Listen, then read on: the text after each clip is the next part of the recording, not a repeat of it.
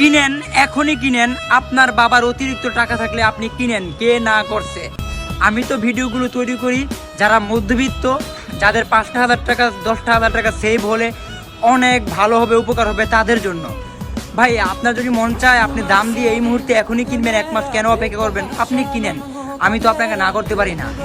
আমার ভিডিওটা এটাই, যারা আইফোন কিনতে চাচ্ছেন ইউজ মার্কেট থেকে ব্যবহৃত আইফোন, তারা আর 1 মাস অপেক্ষা করলে যখন সামনের মাসে আইফোন 18 লঞ্চ হবে, তারপরে নিচের মডেলগুলোতে 11, 12, 13, 14, 15 এই মডেলগুলোর দাম কিছুটা কমে যাবে।